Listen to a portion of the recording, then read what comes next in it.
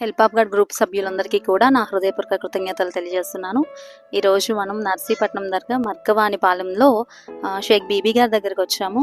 ఈరోజు మీరు ఆమె పరిస్థితి చూస్తూనే ఉన్నారు. ఆ శరీరం అంతా కనీసం చూడడానికి కూడా కళ్ళు సపోర్ట్ చేయలేనంత దారుణమైన స్థితిలో ఆమె ఉన్నారు.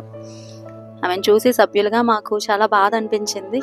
అయినా సరే మనల్ని పుట్టించిన దేవుడు తన ప్రేమ ద్వారా ఈరోజు మనల్ని ఇక్కడ నడిపించుకొని వచ్చాడు. ఆవిడ అవసరంలో ఉందని దేవునికి తెలుసు కాబట్టి మనం ఇక్కడికి వచ్చాము. సపోర్ట్ చేసిన వారందరికీ వందనాలు. అదేవిధంగా ఈరోజు జిలాని అనే ఒక బాబు బర్త్డే. అయితే బాబు అయితే మన మధ్యలో లేడు.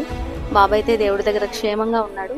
బాబు పేరెంట్స్ ఈ కుటుంబానికి సపోర్ట్ చేయమని కుటుంబస్తులు కూడా కొంత అమౌంట్ ఇవ్వడంతో ఇలా బీబీ గారికి సహాయం చేయడానికి మరొకసారి దేవుడు మనకి ప్రేమనిచ్చాడు.